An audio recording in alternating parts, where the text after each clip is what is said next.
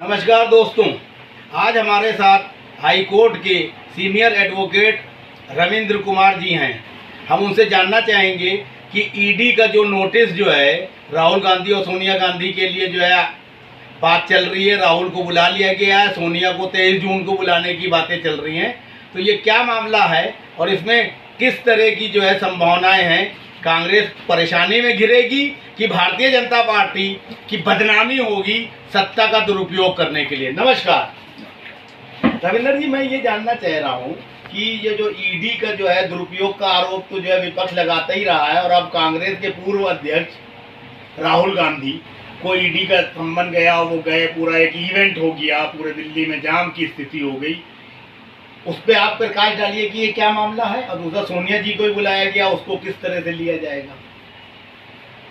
इस मामले को आप इस तरह समझ सकते हैं कि पंडित जवाहरलाल नेहरू ने सन 1938 में जब देश का स्वतंत्रता संग्राम आंदोलन चल रहा था, तब उस आंदोलन को आगे बढ़ाने के लिए नेशनल हेराल्ड और कौमी आवाज़ दो अखबार शुरू किए थे, और वो अखबार कांग्रेस के एक तरह से मुखपत्र थे।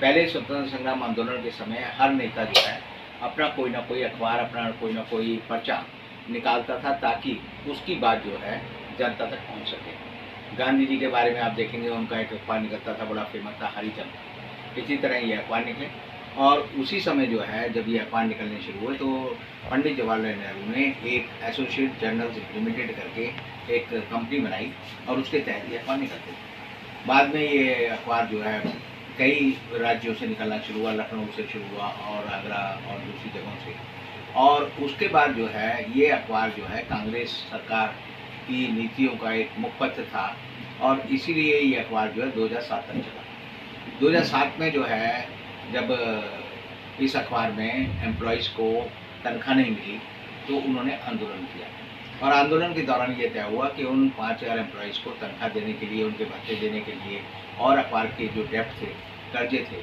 उन्हें चुकाने के लिए 90 करोड़ रुपए की ज़रूरत थी। कांग्रेस ने पैसे दिए, और पैसे देने के बाद जो है ये मामला जो है तो उन्होंने तय किया कि इस अखबार का स्वामित्व जो है चेंज किया जाए। और स्वामित्व चेंज करने का मतलब है कि उन्होंने कंपनी का नाम, एक नई कंपनी गठित की जिसका नाम था यंग इंडिया लिमिटेड। और यंग इंडिया इसलिए है क्योंकि गांधी जी जो अपना अखबार निकालते थे, पहला अखबार, उसका नाम यंग इंडिया था। तो यंग इंडिया लिमिटेड बनाई, और उसमें जो है इसकी जो संपत्ति है उसमें स्थानांतरित की गई। आप ये समझिए कि पहले वाला जो एसोसिएट जर्नल लिमिटेड थी, वो भी सेक्शन 25 की कंपनी थी भारतीय कंपनी कानून के तहत। भारतीय कंपनी कानून के तहत सेक्शन 25 की कंपनी वो होती है जो नो प्रॉफिट नो लॉस पर काम करती है। जैसे आपको याद होगा कि भारत का जो प्रेस क्लब ऑफ इंडिया है, वो भी जो है सेक्शन 25 की कंपनी है। यूएनआई जो है, यूनाइटेड न्यूज़ इंडिया, वो भी जो है सेक्शन 25 की है। और सेक्शन 25 की कंपनियाँ बहुत सारी हैं। आपके पास 3 ऑप्शन होते थे, या तो आप सेक्शन 25 की कंपनी बनाओ, या ट्रस्ट बनाओ, या उसे जो है रजिस्ट्रार ऑफ सोसाइटी से सोसाइटी में रजिस्टर्ड करो। अब ये मामला आता है कि 2011 में इसके कागज़ जो है घूमने शुरू हुए, और 2011 में सुब्रमण्यम स्वामी ने एक चिट्ठी जो है कंपनी अफेयर मिनिस्ट्री को लिखी कि इसमें धांधली हुई है। और धांधली होने का मकसद ये था कि वो चाहते थे कि इसकी जांच हो। अब इस जांच के तहत जो है पहले ईडी ने इसकी जांच की, और ईडी ने अपनी पहली जांच में पाया कि इसमें किसी तरह का कोई गैर कानूनी काम नहीं हुआ, और नहीं हुआ तो उन्होंने जांच बंद कर दी। उसके बाद ये मामला जो अदालतों के चौखटों पर घूमता रहा, और अब जो है उसकी परिणति इस रूप में हुई कि उन्होंने राहुल गांधी को कल 13 तारीख को और आज 14 तारीख को ईडी कार्यालय बुलाया। अब यह है कि जब राहुल गांधी को बुलाया तो एक तरह से कांग्रेस के पास 2 ऑप्शन थे, या तो वो शांत भाव से इस बार नोटिस पे जाते, या उसका एक पॉलिटिकल माइलेज देते। कांग्रेस ने दूसरा रास्ता अख्तियार किया। पूरी कांग्रेस ने जो है इस मामले में प्रदर्शन किए, और लोगों ने देखा कि प्रदर्शन इतने ज़्यादा हुए कि पूरी एक तरह से दिल्ली जाम हो गई। हर सड़क जो है एक तरह से दिल्ली की बंद हो गई, और उसमें पी चिदम्बरम जो कि देश के पहले गृह मंत्री और वित्त मंत्री थे, उनको भी चोट आई, और उनकी पसली में भी एक छोटा सा माइनर फ्रैक्चर हो। तो आप एक बात समझिए कि हिंदुस्तान में कानून और पुलिस की एक टिप्पणी मैं देना चाहूँगा कि हिंदुस्तान की पुलिस इतनी बर्बर हो गई है कि वो आम नागरिक तो क्या, आप समझिए मुख्यमंत्री और पूर्व गृह मंत्री और पूर्व वित्त मंत्री को भी इतनी चोट पहुंचा सकते हैं कि शारीरिक रूप से वो अपंग हो जाए। आपको याद दिलाऊंगा कि जब बंगाल में चुनाव हो रहे थे तो ममता बनर्जी पर सेंट्रल फोर्स की वजह से उनकी टांग टूट गई। एक राज्य की मुख्यमंत्री की टांग उस समय तोड़ दी जब वो राज्य में चुनाव लड़ रही थी। उनको ये था कि ये अस्पताल में भर्ती हो जाएगी और एक तरह से पूरी पार्टी तहस नहस हो जाएगी। तो पुलिस जो है कितनी बर्बर है हिंदुस्तान की, इसका एक उदाहरण है।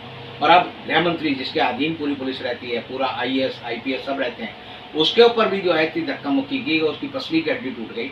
इसका मतलब आप समझ सकते हैं कि हिंदुस्तान की पुलिस आज के समय में सभ्य देश की पुलिस नहीं है, बल्कि बर्बर और ऐसी पुलिस है जो आदमियों से जानवरों की तरह बर्ताव करती है। और इसके दो उदाहरण काफी। अब आपका ये सवाल बड़ा जायज़ है, मौजूद है कि इससे कांग्रेस को फायदा होगा ना होगा। तो आप एक बात समझिए, जब ये लालू प्रसाद यादव को एक बार CBI ने बुलाया था तो लालू प्रसाद यादव ने कहा कि मैं जो है हाथी पे चढ़ के जो है वहाँ जाऊँगा, और वो जो है रिक्शे पे बैठ के CBI का ऑफिस गए और उन्होंने उसे एक इवेंट बना दिया। 24 घंटे वो घटना आती रही। इसी तरह राहुल गांधी ने और कांग्रेस ने तय किया कि हम यहाँ पर जो है जलूस की शक्ल में जाएंगे और जो सवाल है उनका जवाब देंगे। उस सवाल से पहले एक बात और याद दिलाना चाहूँगा कि ED, CBI, NIA ये एक आदमी की सहन शक्ति की हमेशा परीक्षा करते हैं। परीक्षा इस रूप में करते हैं कि जब कार्तिक चिदम्बरम उनको बाहर जाना था तो उन्होंने कोर्ट से परमिशन ली, और जब वो जाने लगे तो ये देश में कहा गया कि अब कार्तिक जो है हिंदुस्तान लौटे जाए, क्योंकि डर के वहीं बैठ जाए। जब कार्तिक चिदम्बरम लौट आए तो उनको गिरफ्तार किया गया, 3 महीने वो जेल रहे, फिर वो छूट के आ गए। इसी तरह जब P चिदम्बरम को अरेस्ट किया गया, उससे पहले भी ये था कि P चिदम्बरम जाएंगे नहीं जाएंगे, तो P चिदम्बरम ने कहा मैं जाऊँगा। अब P चिदम्बरम को जेल में रखा गया और उस आरोप में रखा गया जो बेबुनियाद और फर्जी आरोप है मेरे अनुसार। अब इसी तरह राहुल गांधी के ऊपर जो ये आरोप लगाया इन्होंने, तो राहुल गांधी के उससे पहले विदेश थे, और विदेश से जब वो लौट के हिंदुस्तान आए उसके बाद उन्होंने कहा कि मैं ED के सामने पेश होऊंगा।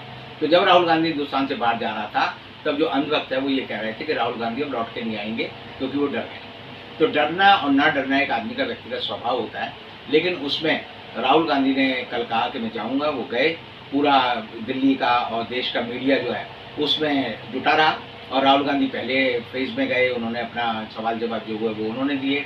फिर अपनी माँ से मिलने वो गंगाराम हॉस्पिटल चले गए, उसके बाद वो दोबारा लौट के आए। फिर ये रहा कि राहुल गांधी को अरेस्ट करेंगे नहीं करेंगे, और पूरे देश में अफवाह चलती रही कि राहुल गांधी आज गिरफ्तार हो जाएंगे। और आज भी यही अफवाह थी कि दोबारा राहुल गांधी को जब बुलाया गया कि उन्हें गिरफ्तार कर लिया जाएगा, लेकिन 4 घंटे की आज की पूरी सुनवाई के बाद वो फिर वापस आ गए। अब ऐसे में जो है इस समय अगर हम कहें कि ये पहला राउंड ED ने जीता या BJP ने जीता या कांग्रेस ने जीता, तो ये कहा जाएगा कि पहले राउंड में कांग्रेस को फायदा हुआ है। कांग्रेस एक राजनीतिक पार्टी के रूप में पहली बार 2014 के बाद जो है एक तरह से जिससे कहते हैं कि तन मन धन से जो है एक हो गई, और उसने जो है इस लड़ाई पे अपनी एक तरह से वो वाले तेवर दिखाए जो आज़ादी की लड़ाई से पहले कांग्रेस के होते थे। अब दूसरा सवाल ये आता है कि अब 23 जून को सोनिया गांधी को ED ने बुलाया है इसी काम के लिए, तो वो जाती है नहीं जाती। तो मेरा ये मानना है कि सोनिया गांधी उस दिन जरूर जाएंगी, और जो जाएंगी तो आप समझिए कि ये वो घटना जो है राहुल गांधी के इस मामले की बात जो है और बड़ी मामला होगा, इंटरनेशनल प्रेस पे उसकी दृष्टि होगी, इस इंटरनेशनल मामले पर होगा।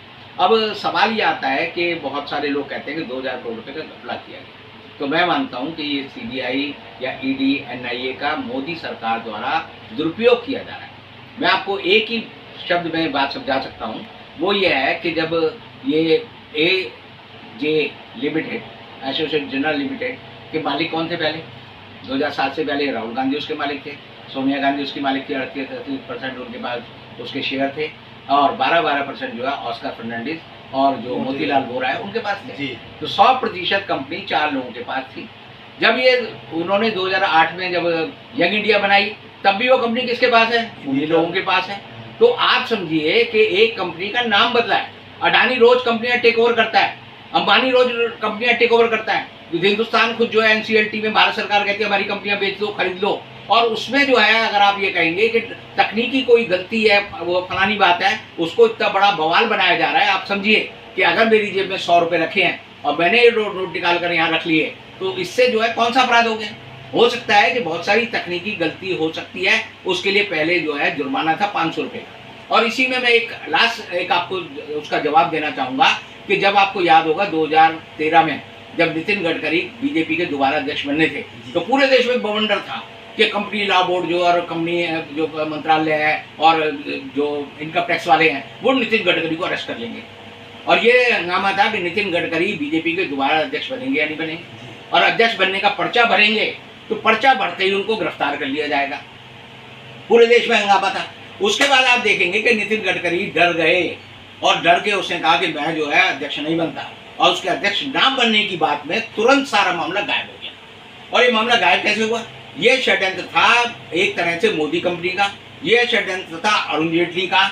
इन सारे लोगों ने मिलकर, सारे प्रेस के साथ मिलकर ऐसा हुआ बनाया कि नितिन गडकरी अगर बीजेपी के अध्यक्ष हो गए तो बीजेपी के वो प्रधानमंत्री पद के उम्मीदवार होंगे और नितिन गडकरी देश के प्रधानमंत्री ना बन पाए। इसके लिए इन्होंने, इन सब लोगों ने षड्यंत्र किया, और उस षड्यंत्र के बाद अब ये दूसरी कड़ी है जो अब राहुल गांधी के रूप में हमारे सामने आती है। ये सारे अब विभाग जो हैं, आप ये समझ लीजिए, ये सरकारी विभाग नहीं है, ये षड्यंत्रकारी विभाग है जो सरकार और प्रधानमंत्री कार्यालय के इशारे पर लोगों के और जनतंत्र का गला घोटने का काम करते हैं। अब ईडी का ही खौफ और दबंगई दिखाते हुए वर्तमान में महाराष्ट्र सरकार में पीडब्ल्यूडी मिनिस्टर छगन भुजबल को भी प्रताड़ित किया गया, बुरी तरह से जो है उनको डैमेज किया, पैसा जब्त कर लिए, जमीनें कर ली, उनके बेटे को समीर भुजबल को भी जेल भेजा। वहीं शरद पवार को भी ईडी का नोटिस गया था और वो पहुंच गए थे दबंगई से, तो उनसे क्या मोदी और शाह डर गए थे? डर गए। अगर उस दिन नोटिस नहीं गया होता, उस दिन चुनाव का वोट का आखिरी दिन था, अगर वो नोटिस नहीं गया होता तो आप समझ लीजिए महाराष्ट्र में जो शरद पवार की पार्टी है उसको सीटें नहीं मिलती, उसका दिवाला निकल जाता। शरद पवार ने तय किया कि मैं शेर की तरह जाऊंगा और अपनी गिरफ्तारी दूंगा। उससे जो जज्बा बना लोगों का, पूरा का पूरा पासा पलट गया और बीजेपी को वहां मुंह की खानी पड़ी। तो ईडी जो अपनी टुच्ची हरकतों में लगी रहती है, नवाब मलिक को गिरफ्तार करने की जो टुच्ची हरकत है, अगर उसका पूरा पर्दाफाश जिस दिन होगा उस दिन समझ लीजिए देश के लोगों के दिल फट जाएंगे। उन्हें लगेगा कि देश की सरकार ऐसे षड्यंत्र कर सकती है, और मैं वो सारी बात जानता हूँ, किसी दिन आपको बताऊंगा। अच्छा, ये बताइए कि ईडी का तो दुरुपयोग कर रही है मोदी सरकार और मुंह की खा रही है, और उसके बाद भी वो वही हरकतें कर रहे हैं, तो इसको किस नजरिए से देखते हैं आप? आप समझिए ईडी अपने आप में खुद संवैधानिक संस्था है। ये बड़ा आरोप लगा रहा हूं मैं, ये संस्था का कोई तो करैक्टर नहीं है। संवैधानिक संस्था के होते हुए वो अपना काम कर रही है, और सुप्रीम कोर्ट के जजेस जो है फिर क्या कर रहे हैं? इस देश के लोग मूर्ख हैं, मूर्ख बनते हैं, मूर्ख बनाए जाते हैं। जजेस सुप्रीम मूर्ख है। सुप्रीम कोर्ट के जजों की बात मैं नहीं कर रहा, मैं उनको संज्ञान लेना चाहिए। संज्ञान क्यों ले? उनको पता ही नहीं। नहीं तो ये बात देश के नेताओं को, देश के जो अफसर हैं उनको नहीं पता कि ईडी नाम की संस्था पूरी तरह से असंवैधानिक संस्था है। तो आप इतने बड़े वकील हैं, इसमें जो है देश और समाज के लिए आप जो सारे काम करते हैं, जितना मैं जानता हूं। नहीं, गलतफहमी नहीं है मेरे को। मैं सारी चीजों का ठेका नहीं लेता। देश में क्रांति सिर्फ रविंद्र कुमार को नहीं करनी है। मैंने नरसिम्हा राव को सजा कराई प्रधानमंत्री रहते हुए, बूटा सिंह को सजा कराई प्रधानमंत्री रहते हुए, शिबू सोरेन को सजा कराई, हमने जो है सुखराम को सजा कराई, हमने बहुत बड़े काम किए। लेकिन आप ये समझे कि सारे हिंदुस्तान के परिवर्तन का ठेका मैंने ले रखा? मैंने नहीं ले रखा। मैं लोगों को जगाता हूँ, मैं सच बताता हूँ। सब लोग जगेंगे तब देश बचेगा, अकेले एक आदमी से नहीं बचेगा। सर, अन्ना हजारे लोगों को जगाने आए थे, उन्होंने कुछ जगाया भी, और एक भ्रष्ट नकारा निकम्मा मुख्यमंत्री पैदा कर दिया आंदोलन में उसका साथ लेके। आप देखिए अन्ना हजारे जो है आरएसएस का आदमी था, अरविंद केजरीवाल आरएसएस का आदमी है। आप किसके आदमी हैं? हम किसी का आदमी नहीं, हम देश तो के आप आदमी। देश के आदमी हैं, तो आप अन्ना हजारे जैसे नकारा लोगों को नेस्तनाबूद और बेपर्दा करने के लिए, युवाओं, महिलाओं और आम जनता के उत्थान के लिए आप उस भूमिका में आगे क्यों नहीं आते हैं? हम लोगों को जगा तो रहे हैं। जिस दिन मेरे साथ लोग जुड़ जाएंगे उस दिन हम देश में क्रांति तो करेंगे। उनको जोड़ने के लिए जो है आप जो है जयप्रकाश नारायण साहब ने भी जो है कोई पद नहीं लिया था। पद की बात आपको नहीं पद है। नहीं चाहिए, पद की कोई लेकिन बात नहीं। आप अपने प्रभाव का सकारात्मक रूप से इस्तेमाल क्यों नहीं करते? मेरा हम कर सवाल रहे है। हैं। हम लोगों को वो जानकारी देते हैं जो कोई ना बताए। आप समझिए कोई मीडिया ये बात नहीं बताता, कोई एजेंसी ये बात नहीं बताती, किसी देश के नेता के दिमाग में कोई बात नहीं आपको आती। ईडी सीबीआई से डर लगता है? मुझे आज तक नहीं लगा। तो क्या ये माना जाए कि रविंद्र कुमार जी जो है इतने मतलब प्रभावशाली तरीके से चीजों को कहते हैं और उसमें तथ्य होता है, कन्विंसिंग होती है, इसलिए जो भ्रष्ट ईडी है और सीबीआई है दुरुपयोग कर रहा है, वो उनके ऊपर वो चार्जेस लगाने से कतराता है? कतराने की बात नहीं है, मेरे पास इस बात का सबूत है और मैं जो बात कहता हूँ वो कानून की हद में कहता हूँ, लेकिन लोगों को जागरूक करता हूँ। और एक समय आएगा कि ये सारी संस्थाएं चाहे ईडी हो, सीबीआई हो, एनआईए हो, इन सब का अंत होगा, क्योंकि ये सारी संस्थाएं सरकार के इशारे पर जनता को कुचलने वाली संस्थाएं हैं। ये देश का भला करने वाली संस्थाएं नहीं है। आप एक बात समझ लीजिए। सुब्रमण्यम स्वामी जो कि बीजेपी की भी आलोचना करते रहे हैं, उनका कहना यह है कि हर हाल में इस मामले में राहुल सोनिया जेल जाएंगे। इस पे क्या कहेंगे? देखिए, ऐसा है, वक्त हर चीज का फैसला करता है। मैं नहीं कह सकता कि वो जाएंगे नहीं जाएंगे, ना स्वामी कह सकते कि जाएंगे नहीं। आप दोनों लोग वकील हैं, बाय प्रोफेशन वो भी एडवोकेट है, पॉलिटिशियन है, बाय प्रोफेशन आप जो है एडवोकेट भी है, सोशल वर्कर भी है। ऐसा है, स्वामी ने जो बात कही, मैंने अभी जो उदाहरण दिया आपको नितिन गडकरी का, वो आपके सामने है। नितिन गडकरी जेल जा रहा था, नितिन गडकरी नहीं गया, नितिन गडकरी मंत्री बन गया, लेकिन षड्यंत्र पूर्वक वो नितिन गडकरी जो देश का प्रधानमंत्री हो सकता था, वो प्रधानमंत्री बनने से रह गया।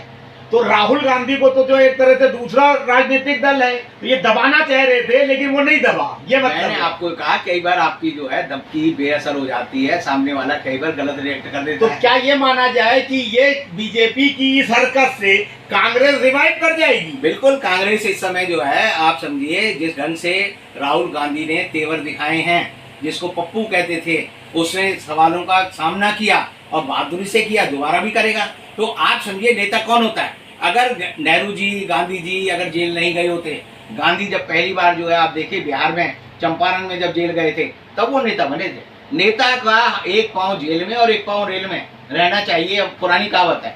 तो जेल जाने से जो डर गया, वो समझो नेता बनने से रह गया।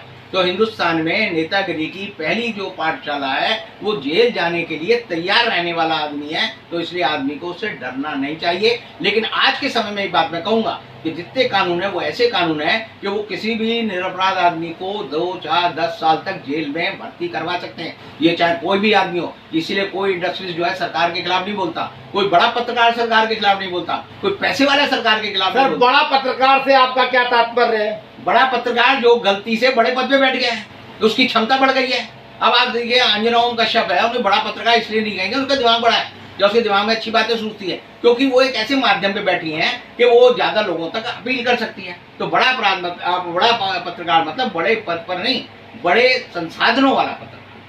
अच्छा, तो बड़े संसाधनों वाला पत्रकार रख के लोग जो है जनता को गुमराह करते हैं, जनता को बेवकूफ बनाते हैं। आप समझिए, सारा मीडिया किसका? अडानी, अंबानी और सुभाष चंद्रा, और ये आप देखिए आज तक वाला जो लिविंग मीडिया है, ये सारे लोग क्या हैं? ये सरकार के चमचे हैं। सरकार ने इन पे केस डाल रखे हैं। सरकार कहीं ना कहीं फंसा के रखती है, बता देती है लाला अगर जबान टेढ़ी की तो तेरी कंपनी बर्बाद कर देंगे, तेरे घर छापे पड़ जाएंगे, तेरे सारे लोग जेल चले जाएंगे। और इसीलिए हिंदुस्तान का हर बड़ा इंडस्ट्री आप समझ लीजिए, वो आज के समय में हिंदुस्तान का नागरिक नहीं है। वो इतना बदमाश है कि वो 2-4 लोग जिनको यहाँ का नागरिक रहना, वो नागरिक है। आप समझिए 164 इस देश में खरबपति हैं, जिनमें 124 लोग जो है विदेशों में अपनी नागरिकता ले चुके हैं। सर, सोनिया गांधी को जो है बुलाया गया है 23 जून को, ईडी क्या तलब किया है, आप उस पे जो है आखिरी रिमार्क दे दीजिए, क्या होना चाहिए उस दिन? क्या होगा? क्या फिर जनता परेशान होगी, अफरा तफरी होगी? इससे जनता का भी तो जो है प्रॉब्लम होती है। जिस ढंग से कल कांग्रेस ने प्रदर्शन किया, जिस ढंग से अफरा तफरी थी, जिस तरह से पुलिस का बंदोबस्त था, मैं समझता हूं जिस दिन सोनिया गांधी जाएगी उस दिन उससे ज़्यादा कांग्रेसी पूरे हिंदुस्तान से आकर दिल्ली में होंगे। पुलिस का बंदोबस्त 10% क्या 100% ज़्यादा होगा। इंटरनेशनल मीडिया पर बड़ी खबर होगी और एक तरह से दिल्ली में जनता कर्फ्यू होगा। लोग जो है इस बात में अपने टीवी से चिपक कर बैठ जाएंगे, देखेंगे कि सोनिया गांधी के साथ क्या बर्ताव करते हैं। और इससे जो है कांग्रेस को, मुझे लगता है आने वाले समय में एक राजनीतिक पार्टी के रूप में जन जागरण के लिए एक मंच बनने की आसानी होगी। धन्यवाद।